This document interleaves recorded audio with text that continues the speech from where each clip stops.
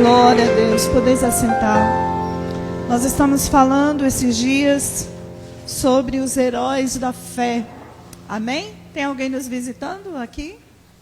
Amém. Sejam muito bem-vindos em nome de Jesus. Vamos dar um bem-vindos para eles, igreja? Sejam bem-vindos. Glória a Deus.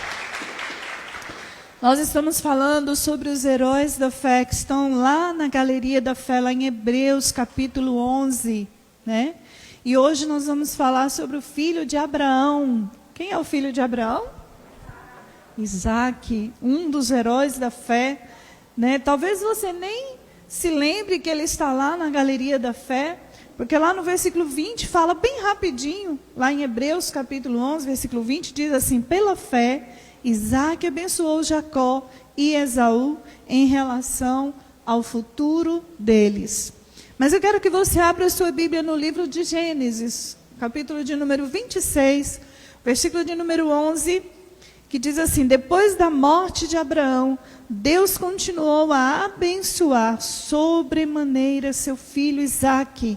E Isaque habitou junto ao povo de Beer-lahai. Nome difícil, né? Abra sua Bíblia aí no livro de Gênesis 26. Fica com a Bíblia aberta. Nós vamos estar durante a palavra lendo alguns versículos desse texto.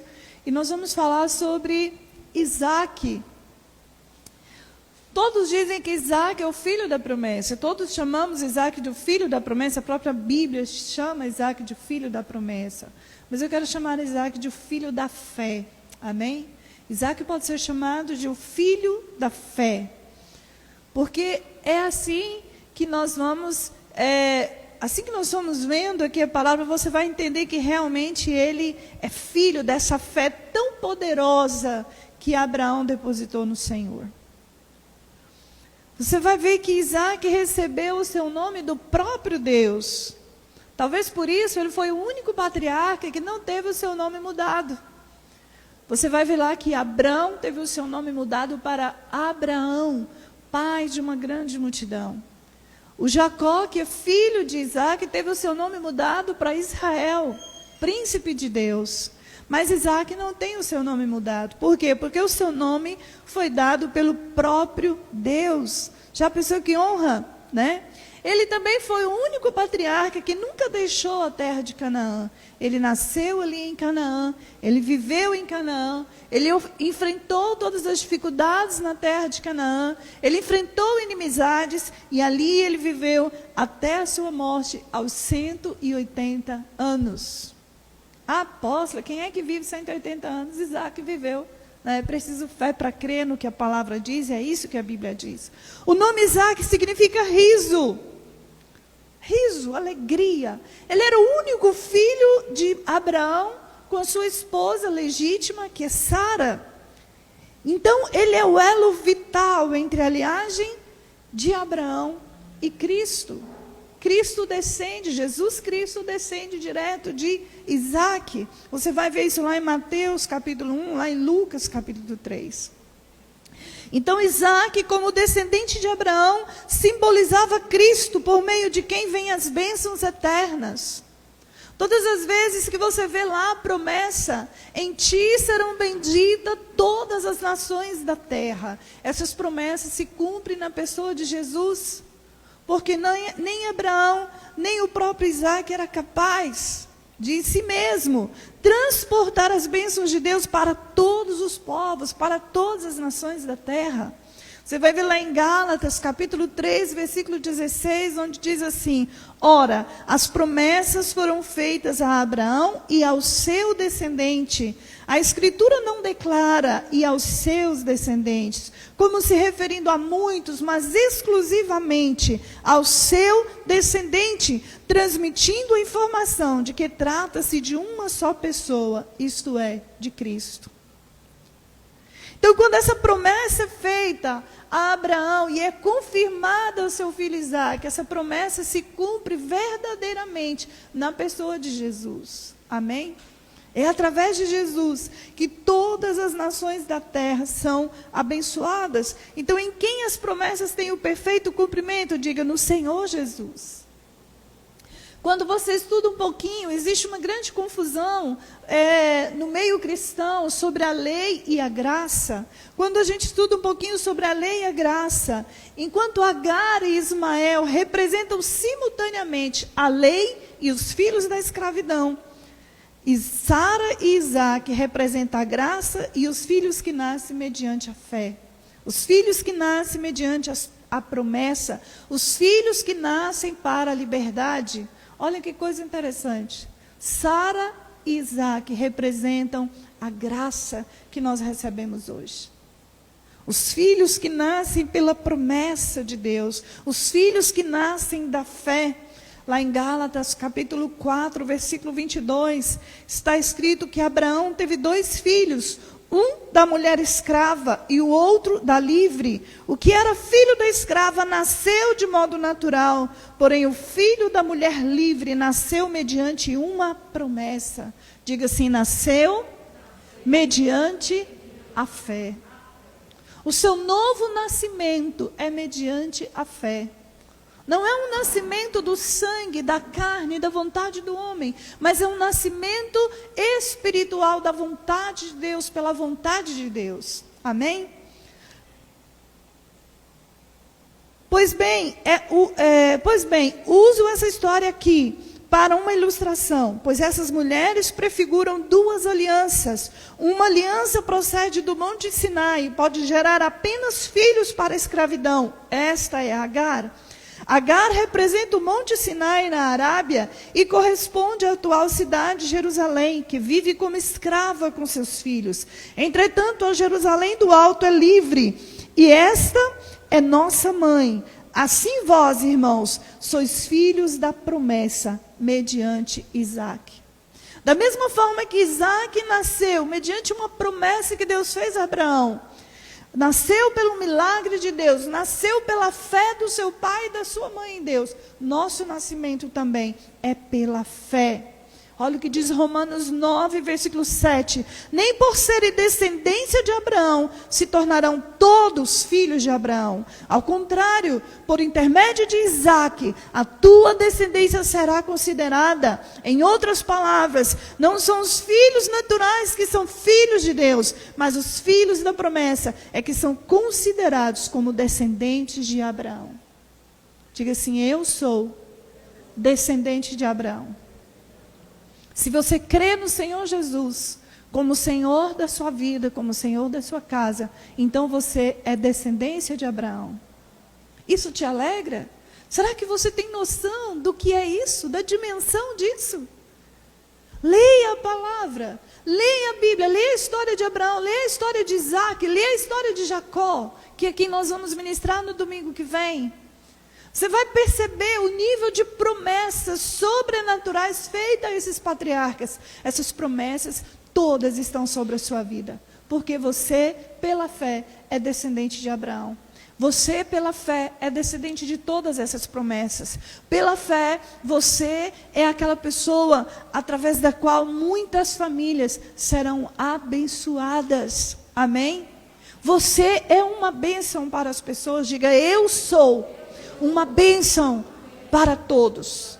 Creia nisso, querido, e seja realmente uma bênção. Tome posse dessa palavra, tome posse dessa profecia, e realmente se torne uma bênção para os que vivem ao seu lado. Porque é sobre isso que essa palavra está dizendo. É sobre isso a promessa, é sobre abençoar as pessoas, é sobre ser bênção na vida das pessoas, é sobre compartilhar pela fé todas as bênçãos espirituais. Amém? Paulo aqui faz uma clara distinção entre os judeus, segundo a descendência sanguínea, segundo a carne, e os verdadeiros israelitas, que através da fé são os verdadeiros filhos de Abraão.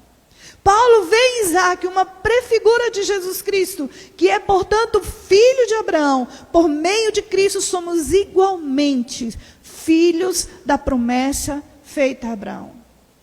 Abraão representa tanto a Cristo como a todos nós, que não nascemos do sangue, não nascemos da vontade da carne, não nascemos da vontade do homem, mas nascemos da vontade de Deus, mediante a fé em Jesus.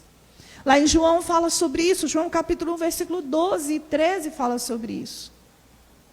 A todos quanto creram, deu-lhes o poder de serem feitos filhos de Deus.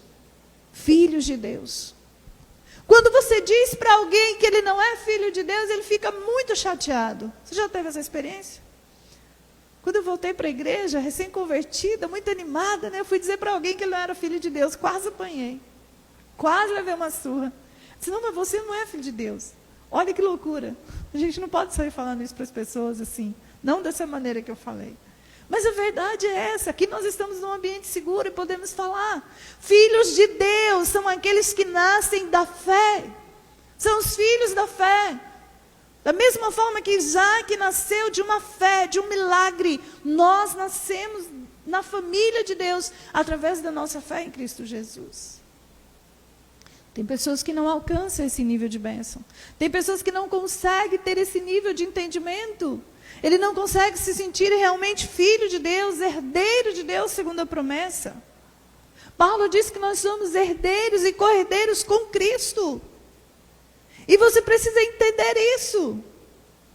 Você é filho de Deus. Você faz parte da família de Deus. E essa paternidade espiritual se dá através da sua fé. Amém? Isaac era o filho da promessa, o resultado de um milagre extraordinário. Então ele poderia muito bem ser chamado de filho da fé, né? Isaac era o filho amado do seu pai. Abraão tinha Ismael, mas o coração de Abraão era de Isaac. Você vai ver lá, domingo passado nós ministramos sobre isso. Quando Deus fala com Abraão, Abraão, pega teu filho, teu único filho a quem tu amas, e oferece sacrifício a mim. Então Isaac era o filho amado do seu pai.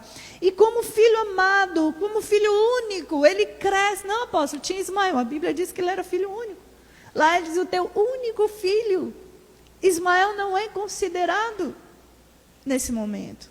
Então, como filho único, ele cresce ao lado do seu pai, vivenciando juntamente com Abraão todas as suas experiências de fé. Você não tem noção, querido, tanto que é importante uma referência paterna para um filho. Esse filho cresce ao lado do pai, observando, sendo consolidado na fé pelas experiências do seu pai. E isso lhe conferiu um caráter de fé e de obediência. Estamos falando sobre fé, mas podemos acrescentar aqui um caráter de obediência, porque é isso que aconteceu. Abraão era obediente, a própria Bíblia diz isso, a própria palavra diz isso. E Isaac foi extremamente obediente também. Quando você vai ver Abraão passando pela grande prova de sacrificar, de ir ao monte e sacrificar Isaac, né, foi uma experiência muito marcante. Eu creio que foi uma experiência tremenda para Abraão. Mas essa experiência, esse momento dramático também foi vivido por Isaac. Você imagina que Isaac tinha quantos anos quando isso aconteceu? Segundo a tradição judaica, segundo o historiador Flávio Joséfo, Isaac tinha em torno de 25 anos de idade. Era um homem. E isso é visível, isso fica implícito na palavra, quando mostra Isaac subindo o monte, carregando um tanto considerável de lenha. Uma criança não daria conta de levar essa lenha nas suas costas. Então Isaac era um homem, ele não era uma criança. Ele era um homem provavelmente em torno de 25 anos de idade. Imagina que esse jovem de 25 anos está subindo o monte com essa lenha nas costas, e ele vira para o seu pai e diz assim: meu pai, eu estou vendo fogo, eu estou vendo aqui o cutelo, mas eu não estou vendo, eu estou vendo a lenha, eu estou levando a lenha, mas eu não estou vendo o cordeiro para o sacrifício. Qual foi a resposta de Abraão? Meu filho, Deus proverá para si um cordeiro. Abraão não quis dizer: meu filho, o cordeiro é você que será sacrificado. Talvez Abraão temesse que não houvesse no coração de Isaac fé suficiente para isso. Que não houvesse no coração de Isaac concordância para um nível de sacrifício como esse. Mas a verdade é que houve concordância no coração de Isaac. Porque no momento desse sacrifício você não vai ver Isaac se esquivando disso. Você não vai ver Isaac fugindo disso. E ele teria forças para fugir. Um jovem de 25 anos poderia facilmente prevalecer contra um homem idoso de em torno de 125 anos. Mas Isaac concorda com esse sacrifício e é obediente ao seu pai e a Deus. E ele vive essa experiência com seu pai. Talvez por isso ele seja o patriarca que mais se assemelha à pessoa de Jesus. Porque ele foi obediente como Jesus até a morte. Amém? E morte de cruz. Não é assim que a Bíblia diz sobre Jesus? Então, quando você lê sobre Isaac, você está, de uma certa forma, lendo sobre Jesus. Isaac é a representatividade de Jesus, daquele que viria depois como seu descendente. Amém, queridos? Mas é muito bom quando você vive ao lado de alguém que consolida a sua fé. De um líder, de um pai, de um irmão, de um amigo, que está ali consolidando a sua fé, te ajudando a caminhar. Eu sou uma pessoa que valorizo demais os relacionamentos. Eu acredito que relacionamento é muito importante para a nossa caminhada cristã. Ontem eu falava com uma pessoa, minha filha, você precisa decidir se você quer se relacionar comigo, como sua líder, como sua pastora. Essa é uma decisão que você deve tomar. Eu já tenho a minha decisão, você deve ter a sua. Porque o relacionamento ele precisa crescer e ele é importante para a nossa caminhada cristã. E aqui você vê Isaac caminhando com Abraão.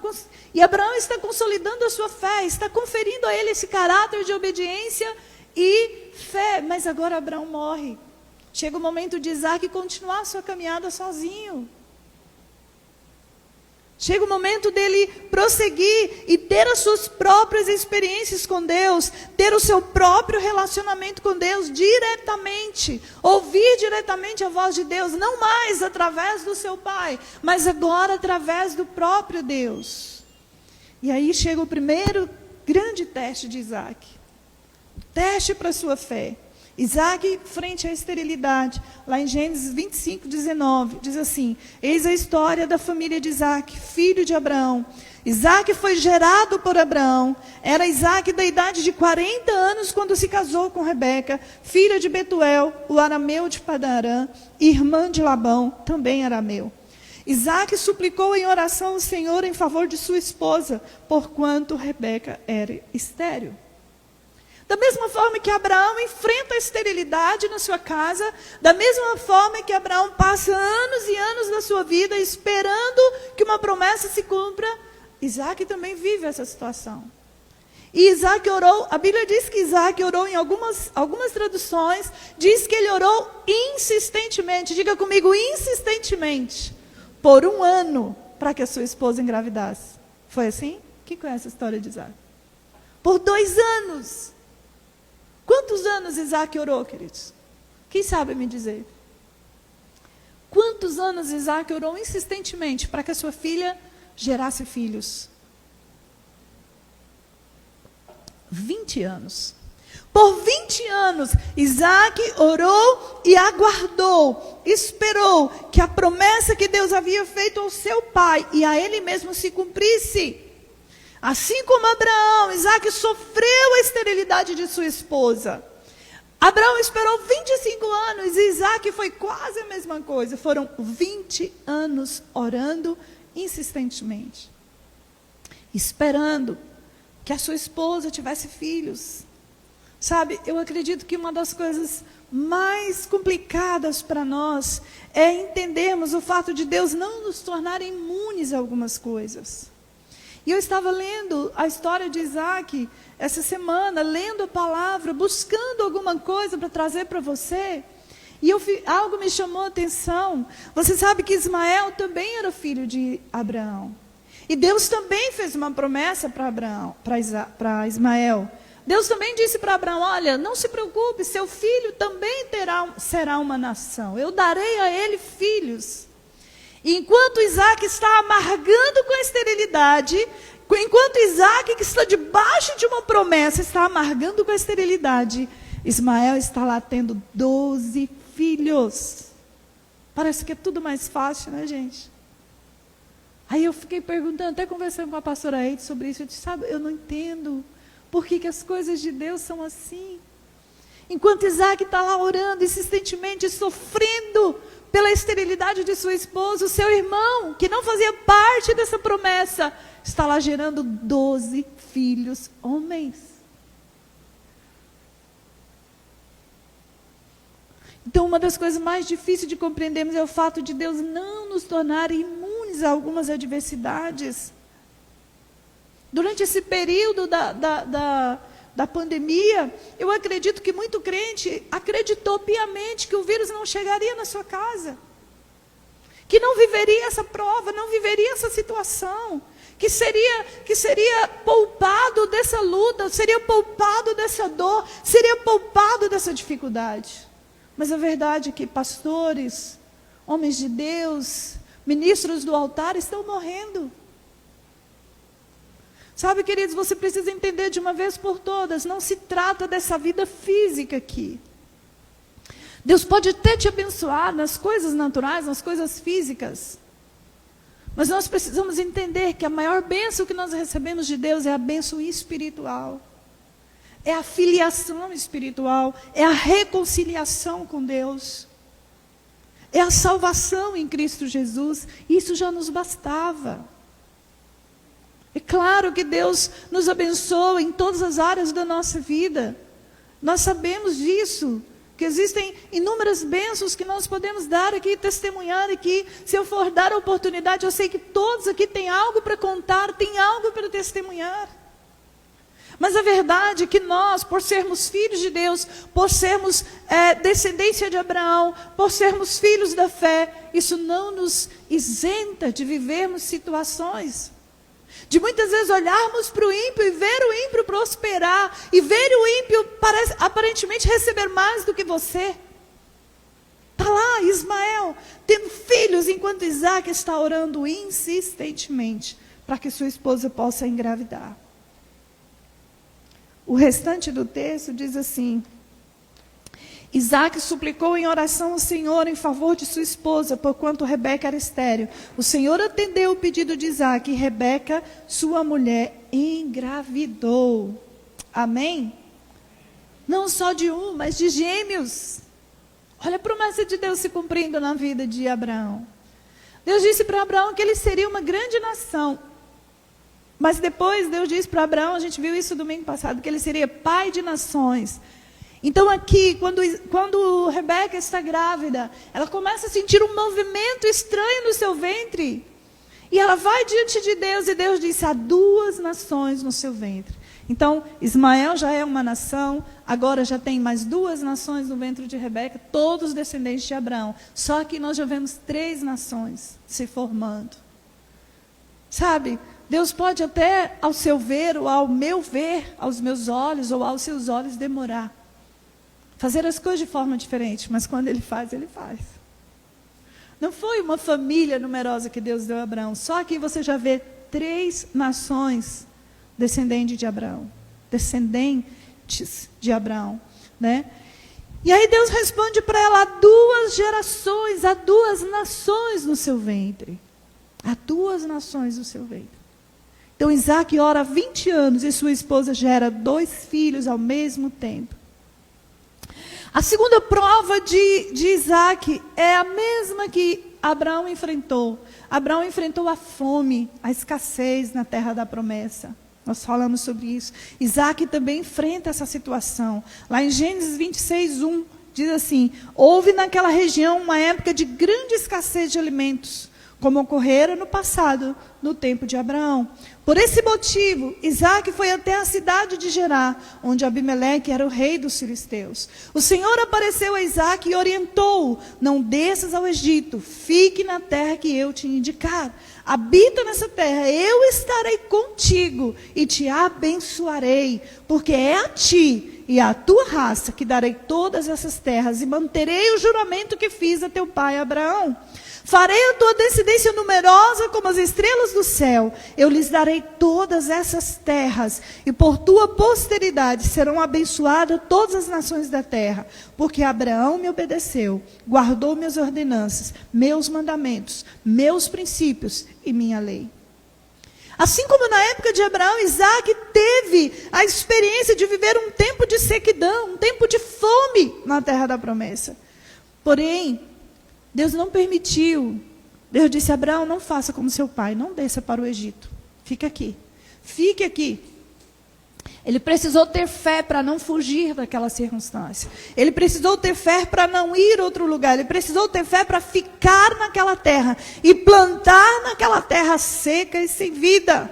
Deus está dizendo: Isaac, não saia dessa terra, porque ela é a sua herança. É a herança da sua descendência. Confie em mim, Isaac. Continue crendo em mim apesar de tudo. Você não é como os outros. Existe uma promessa sobre a sua vida, Isaac. E aí a Bíblia diz que Isaac plantou, Isaac, portanto, se estabeleceu em Gerar. Isaac semeou naquela terra e naquele ano colheu o cêntuplo, porque o Senhor o abençoou. O homem enriqueceu e sua riqueza continuou a crescer, até que ficou riquíssimo e poderoso. Não é fácil, queridos, crer quando você olha para as circunstâncias e elas são totalmente adversas. Imaginem que você está vivendo numa terra desértica, seca, não está chovendo, está todo mundo saindo daquele lugar. Talvez a gente lê isso aqui e a gente não tem noção da dimensão disso. Quem já foi a Israel sabe que lá, naturalmente, regularmente, já é uma terra seca, que só tem pedra. Mas naquele tempo estava havendo uma fome, ou seja, nada que plantasse naquela terra, humanamente falando, iria produzir alguma coisa. E de repente Deus disse: Isaac, não vá ao Egito, fique aqui e plante, eu vou lhe abençoar. Talvez eu e você diria: mas não tem condições, como é que eu vou jogar a única semente que eu tenho nessa terra seca, sem nenhuma gota de chuva? Como é que eu vou fazer isso? É muita loucura. Talvez as pessoas que olharam e viram Isaac plantando, falaram: está louco, pirou de vez. Como é que pode? Não está vendo que não está chovendo? Gente, quando acontecia isso, não era assim: passou uns meses sem chover. Não. Para chegar esse tempo de fome, de escassez, é porque já tinha algum tempo sem chuva. Já tinha algum tempo em que a terra estava improdutiva. E a Bíblia diz que Deus fala para Isaac: não saia daqui. Fique, não desça ao Egito, fique aqui. Suporte esse momento de sequidão. Suporte esse momento de dificuldade. Essa terra será sua. Eu vou te abençoar aqui. Eu vou te abençoar nesse lugar. E a Bíblia diz que ele plantou e se tornou um homem riquíssimo. Como que se enriquece, gente, num momento como esse? Você sabia que tem muita gente enriquecendo nesse tempo de pandemia? Sabia? Eu ouvi alguém muito inteligente dizer que não existem crises para aquele que tem as ferramentas certas, o conhecimento certo. Eu acrescentaria que para aquele que tem fé, também não existe crise. Muita gente deixou de plantar a sua semente nesse tempo. Muita gente recolheu-se ao seu medo, o seu temor, a sua timidez. Muitas pessoas pararam de dizimar, pararam de primiciar, pararam de ofertar, não tiveram mais fé para plantar a sua semente num tempo de tanta dificuldade. Mas deixa eu lhe dizer uma coisa: você não é como os outros. Diga para o seu irmão: você não é como os outros. Existe promessa sobre sua vida. Sabe por que muitas vezes nós entramos na crise? Muitas vezes nós participamos da crise junto com a nação, junto com o país, junto com o ímpio, porque não temos fé. Porque acreditamos que fazemos parte de uma coletividade e você não faz. Você é família de Deus. Apóstolo, você está se contradizendo. Agorinha você disse que nós não estamos imunes a algumas situações. Não, realmente não estamos. Quando Deus quer nos passar por uma prova, Ele passa. Sabe por quê? Porque a nossa fé precisa ser provada. Agora, debaixo de um comando de Deus, debaixo de uma palavra de Deus, você pode crer que vai acontecer. Está entendendo? Você não está imune às dificuldades. Não está, por ser filho de Deus. Só que você também não é como os outros. Você é diferente. Foi o que Deus disse para Isaac. Você não é como os outros.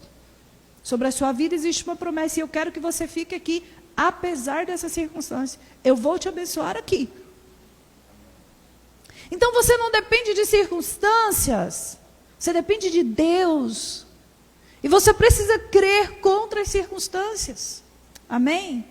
Porque se Deus quiser fazer, Ele vai fazer. Se Deus quiser te prosperar, Ele vai te prosperar. Você só precisa crer. Amém, querido? Então Isaac vive esse momento, vive essa crise da fome, vive essa crise da escassez. E é nessa crise que ele prospera. Tem gente prosperando porque está crendo e não deixou de plantar suas sementes. Amém? Tem gente prosperando.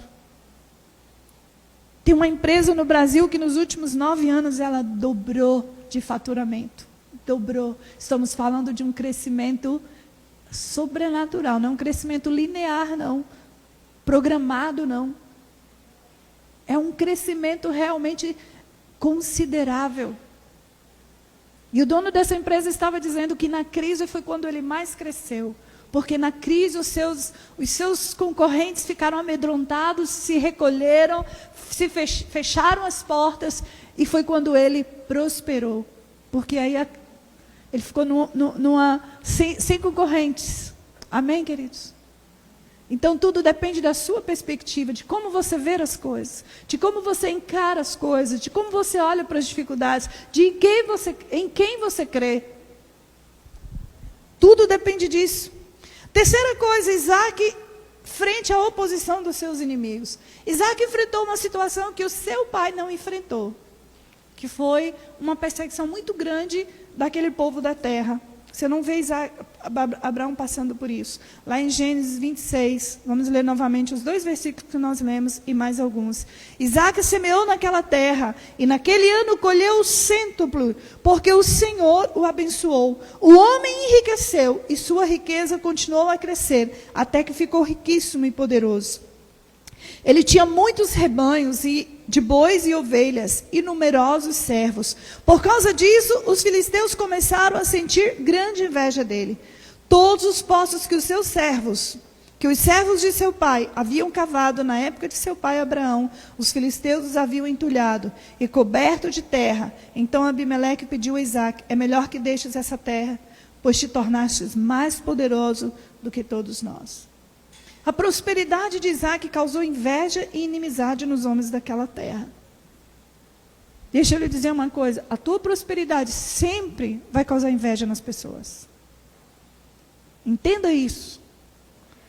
As pessoas ao seu redor, muitas vezes família, amigos, irmãos, pode não ficar feliz com a sua prosperidade. Isso é normal acontecer. O que faz a diferença é como você lida com isso. Todas as vezes que você prosperar, alguém não vai gostar disso. Alguém vai sentir tristeza, alguém não vai se alegrar com isso. Alguém vai sentir inveja de você. Isso é normal, é natural. Agora, como você lida com isso? Como foi que Isaac lidou com isso? Como Isaac lidou com essa inimizade, com essa inveja? Gênesis 26, 17. Isaac partiu, pois, de lá e acampou no vale de Gerar, onde se estabeleceu. E tornou Isaac a abrir os poços que se cavaram nos dias de seu pai Abraão, e que os filisteus tinham entulhado depois da morte de Abraão, e lhes deu os mesmos nomes que seu pai lhes dera. Os servos de Isaac cavaram no vale e encontraram lá um grande veio d'água. Todavia os pastores de Gerar discutiram com os pastores de Isaac, argumentando: a água é nossa. Por esse motivo, Isaac chamou esse poço de Ezeque, discussão, porquanto contenderam por causa dele. Então seus servos cavaram outro poço, mas eles também por causa desse se desentenderam, e por isso o chamou Sitna, inimizade. Isaac mudou-se dali e construiu um outro poço, e ninguém discutiu por causa desse. Deu-lhe, portanto, o nome de Reobote, lugar espaçoso, e acrescentou: agora o Senhor nos abriu um bom espaço e prosperaremos na terra. A inveja do povo daquela terra fez com que Isaac tivesse que se mudar, fosse para um outro lugar, e ele foi perseguido. Eles entulharam os poços. Por quê?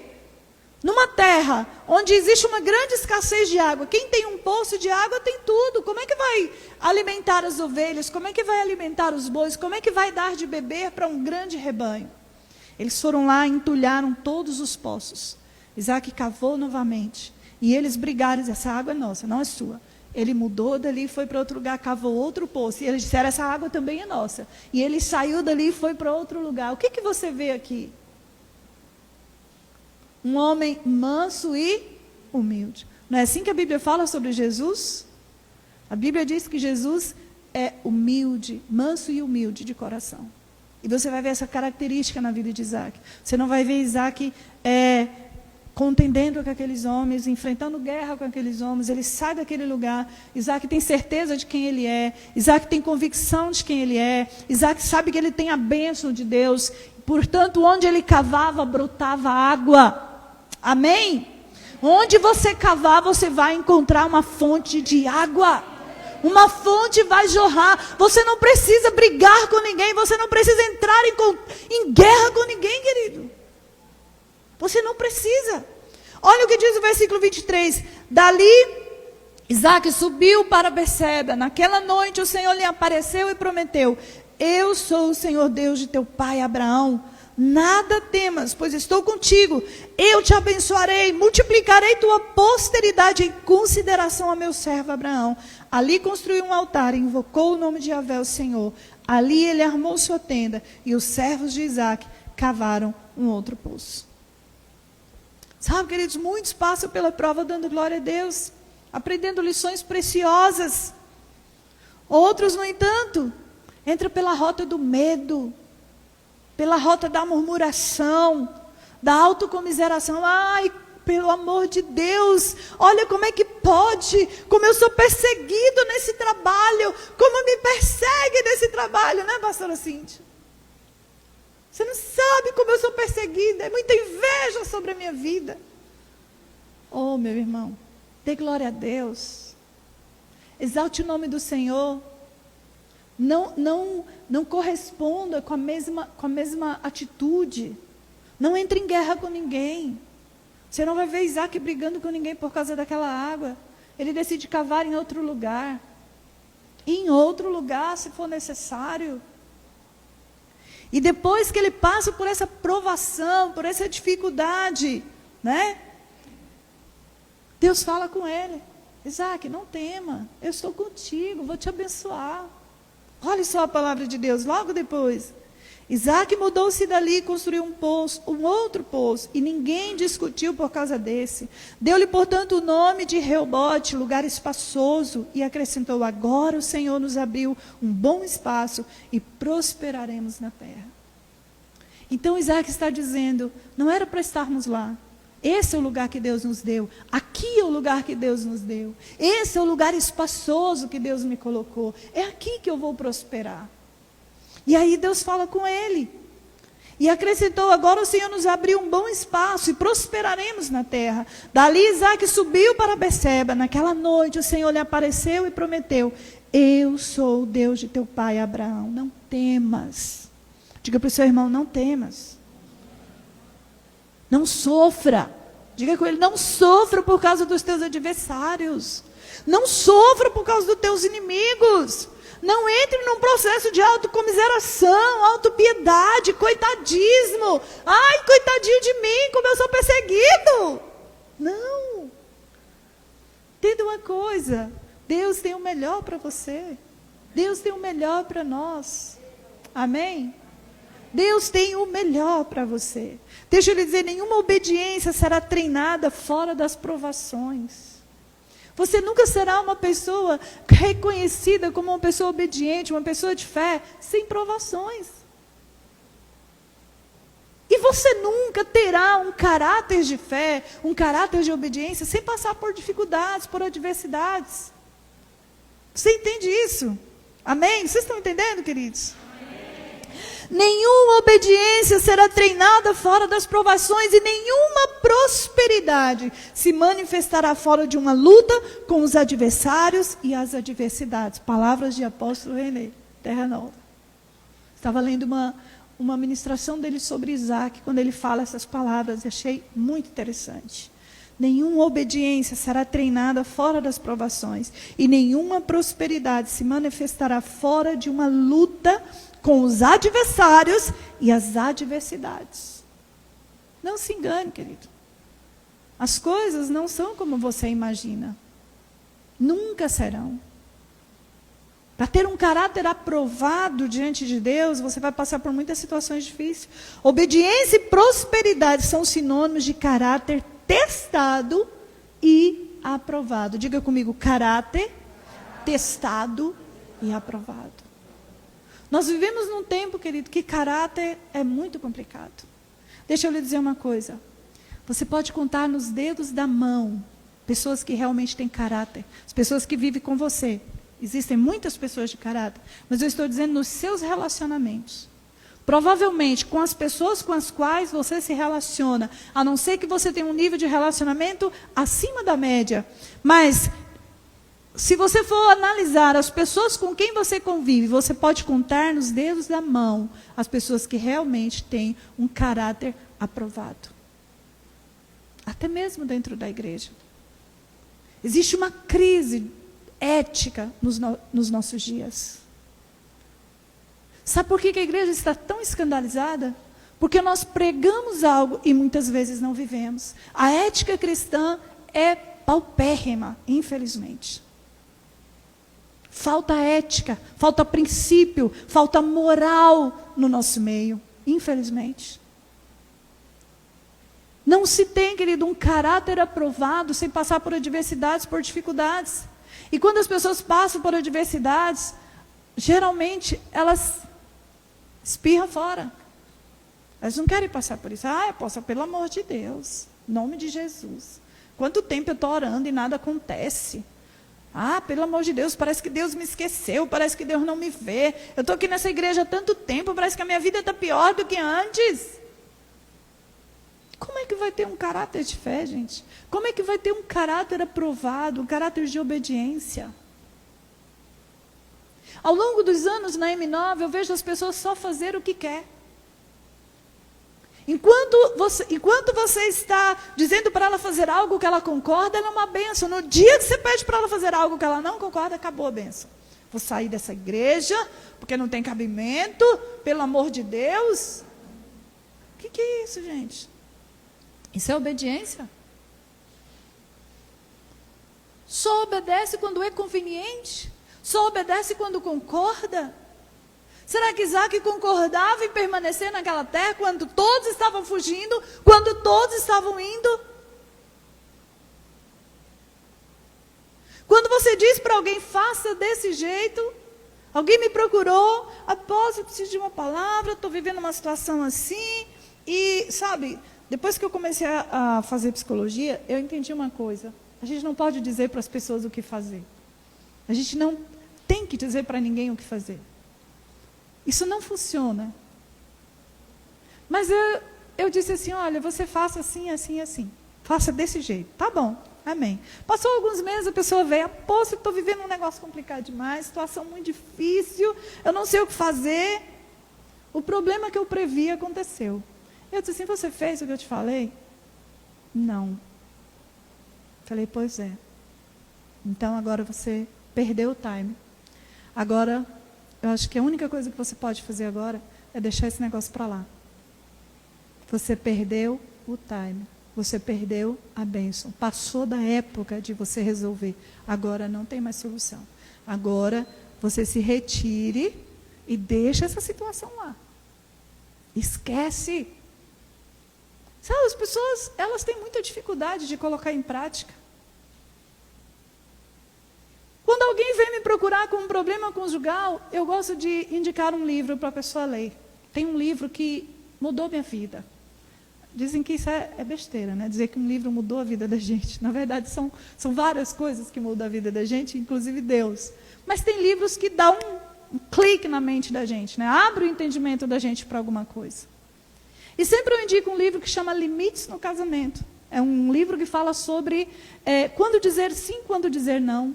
Em todo nível de relacionamento, não só no casamento. E aí a pessoa vem e fala, e diz, leia esse livro, para você aprender a estabelecer os seus limites, a conhecer os seus limites, a conhecer o que é de sua responsabilidade, o que é de responsabilidade do seu cônjuge. Esse livro vai te ajudar em todos os seus relacionamentos, na verdade. Como me ajudou, não só no meu casamento, mas em vários em vários níveis de relacionamento. E aí passa-se alguns meses e a pessoa vem com o mesmo problema e eu pergunto, você leu o livro? Não, não li. O que você fez para mudar essa situação? Na verdade, eu não fiz nada. Gente, as coisas não se resolvem assim. Você precisa fazer alguma coisa. No mínimo, entrar em guerra de oração, como Isaac fez, orando 20 anos pela sua esposa. No mínimo, você precisa entrar em oração. E ter paciência. Porque tem coisas que Deus faz no outro dia, mas tem coisas que Deus vai demorar muito tempo para fazer. Porque você não está pronto para receber. Amém? Essa semana eu entrei em oração por algo. E eu chorei, falei, Deus, eu preciso disso, Senhor. O Senhor sabe que eu preciso, Pai. Em nome de Jesus. Senhor, eu não posso esperar. Mas eu sempre oro contra a minha oração.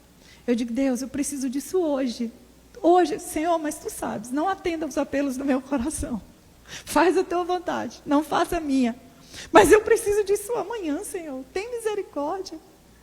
E eu orei assim insistentemente a Deus por algo. Durante uns 3 dias eu orei. Mas no último dia eu orei. Sabe o que é orar? Chorar, falar, Senhor, eu preciso disso. No outro dia de manhã, quando eu levantei, o meu esposo me deu a notícia. Olha, aconteceu isso. Eu fiquei muito feliz. E tem coisa que Deus faz no outro dia. E a gente fica tão alegre. E eu falei, Senhor, eu não tenho palavras para te agradecer. Mas, queridos, eu já orei por uma situação durante um ano inteirinho. E eu dizia assim, Deus, o Senhor não está entendendo, é sobrevivência. Se o Senhor não fizer agora, eu não tenho como viver o dia de amanhã. Meu esposo ficou doente, teve um início de derrame. E eu não sabia nada das nossas finanças, nada do que estava acontecendo. E quando ele ficou doente, não podia mais administrar e veio para as minhas mãos, nós estávamos devendo uma quantia considerável. E a nossa dívida era supermercado, aluguel, energia, água, telefone. Nós pagávamos 3 aluguéis. 3 aluguéis. Nós tínhamos uma família que dependia de nós. Nós tínhamos a igreja, não era só nossa, era da igreja também. E eu dizia assim, Deus, o Senhor não está entendendo. É supermercado.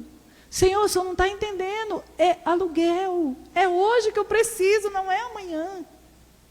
Eu me lembro que eu sentei no bem-fio da minha casa com aquelas contas na minha mão, no dia que eu descobri que a gente estava devendo aquele valor. E aí eu disse, Senhor, como é que eu vou fazer com isso aqui, Pai? Senhor, se eu não pagar isso aqui, eu vou para debaixo da ponte. Senhor, se eu não pagar o aluguel da igreja, nós vamos ter que sair de lá. E eu orei tão insistentemente, queridos, mas Deus não fez nada. Deus usou pessoas para nos abençoar. Eu sou muito grata a Deus pela vida da Patrícia do Baratão. Eu vou lhe falar uma coisa, você vai ficar escandalizado. Eu devia 5 mil de mercado, supermercado. Entre encontros da igreja, nossa casa, essa outra família que nós mantínhamos, que a igreja mantinha, eram 5 mil reais. E a Patrícia, durante um ano, ela disse assim, não se preocupe, você compra uma e paga, você paga uma e compra outra. Quem é que faz isso, gente? Era só substituir uma dívida. E eu orava, mas Deus não fez. Um ano depois, exatamente um ano depois, eu peguei o envelope da igreja e abri, tinha exatamente o valor que eu precisava. Um ano depois. Então tem coisa que Deus vai fazer amanhã, mas tem coisa que Deus vai fazer daqui 1 ano, tem coisa que Deus vai fazer daqui 20 anos. A pergunta é, sua fé suporta? Sua fé espera esses 20 anos? Sua fé é tão forte a ponto de aguardar 20 anos para que algo se cumpra na sua vida? Você vai continuar orando 20 anos para que Deus faça algo? Ou você já está desistindo, Cíntia? Não tem jeito mais não, já orei demais. 10 anos. 15 anos. 5 anos. Continue orando mais 5, meu irmão. Até Deus fazer. Como nós vimos aqui domingo. Quem estava aqui domingo? Quem não estava domingo passado aqui? Pouca gente. Você se lembra que eu disse aqui? Que antes da bênção chegar, antes do filho chegar, foi preciso se ter um relacionamento com Deus. Abraão não estava pronto para ter Isaac quando ele chegou na terra. Passaram-se 25 anos e nesses 25 anos gerou-se um relacionamento com Deus. Abraão foi gerando um relacionamento, Deus foi gerando nele um caráter de aliança, um caráter de obediência, um caráter de fé, para que depois ele desse para ele o seu filho. E com Isaac não foi diferente. Com Isaac não foi diferente. Então continue crendo, amém? Continue crendo. A última coisa que está registrado lá em Hebreus capítulo 11, versículo 20, diz o que lá? Pela fé, Isaac abençoou Jacó e Esaú em relação ao futuro deles. As orações e as bênçãos dos pais sobre os filhos têm grande significado, têm grande poder. Você não pode negligenciar o seu papel de tutor, mas você também não pode negligenciar o seu papel de cobertura espiritual sobre os seus filhos. Você é a voz profética que vai gerar o futuro dos seus filhos. Olha para a sua geração, olha para a sua casa, olha para a sua família. Talvez o seu filho não é exatamente o que você gostaria, o que você imaginou para ele. Talvez ele não está vivendo a vida que você sonhou para ele. Talvez ele não está exatamente no lugar que você imaginou que ele estaria. Creia, meu querido, muda isso pela palavra profética. Aqui não está falando apenas a bênção de Isaac. Quando Isaac impetra a bênção sobre o seu filho, não é apenas um desejo, queridos. Não é apenas um desejo. Naquela época, o pai chamava o filho, colocava a mão na cabeça dele, o filho primogênito, e naquela hora o pai liberava uma palavra profética sobre o próximo patriarca que assumiria dali para frente. Esse homem esse filho se tornava o líder daquele clã. Esse homem se tornava o juiz daquele clã. Ele tinha poder de vida e de morte sobre todos daquela família. Então, quando você vê Isaac abençoando Jacó e profetizando sobre a vida dele a prosperidade, o milagre, a bênção, isso é algo muito sério. É uma profecia que depende do poder de Deus para se cumprir. Você precisa confiar nas sementes que você plantou no coração dos seus filhos. Você plantou sementes? Você educou? Porque alguns pais deixaram os filhos crescer como ervas daninhas. Não cuidaram, não educaram, não ensinaram, não geraram um caráter de fé, não geraram um caráter de obediência. E agora, quando os filhos começam a dar trabalho, esses filhos ficam desesperados. Alguns anos atrás, aqui nessa cidade, uma grande empresária da cidade chegou para nós, para mim e para a esposa: eu queria que vocês fossem na minha casa conversar com a minha filha. Minha filha está me dando muito trabalho, minha filha fala em matar as pessoas. E nós tão inocentes, né? Início de ministério. Vamos lá. Fomos lá. E eu fiquei olhando para aquela menina, uma adolescente, praticamente adolescente, talvez 18 anos. Saindo da adolescência, já jovem, 18, 19 anos.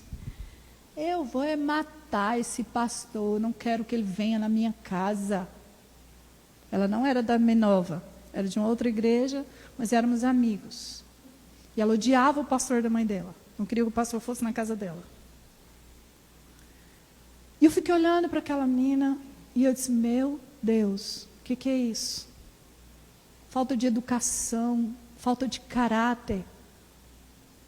E assim eu vi tantos ao longo desses anos. Tantos filhos que os pais não gerou um caráter neles. Não foi responsáveis com a educação desse filho, não ensinou a respeitar os mais velhos, não ensinou a honrar o pai e a mãe.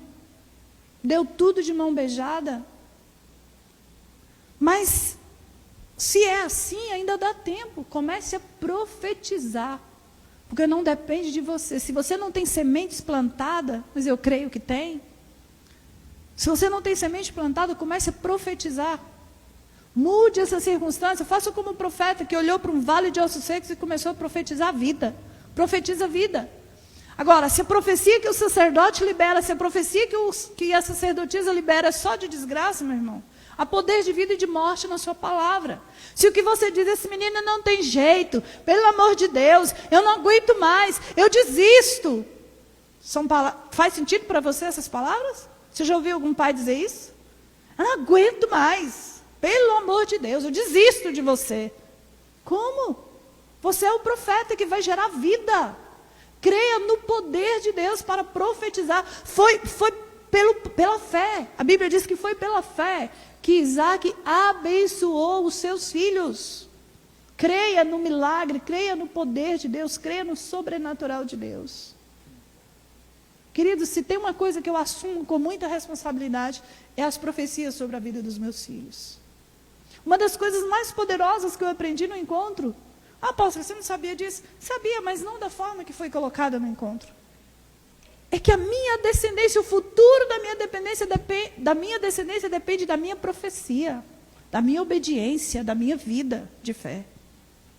Aquilo que eu vivo hoje, aquilo que eu faço hoje, olha o que diz aqui. Quantas vezes nós lemos aqui? Eu sou o Deus de teu pai Abraão, não temas, pois estou contigo. Eu te abençoarei, multiplicarei tua posteridade, em consideração ao meu servo Abraão. Será que os seus filhos podem contar com isso? Será que os seus filhos poderão contar com a sua obediência, com o seu testemunho de fé? Será que amanhã Deus vai dizer assim, eu vou te abençoar por causa do seu pai? Eu vou te abençoar por causa da obediência do seu pai. Eu vou te abençoar por causa da fé do seu pai. Porque Isaac pôde contar com isso. Muitas vezes nós queremos que os nossos filhos sejam coisas que nós não somos. Queremos que os nossos filhos sejam homens de oração quando nós não somos homens e mulheres de oração.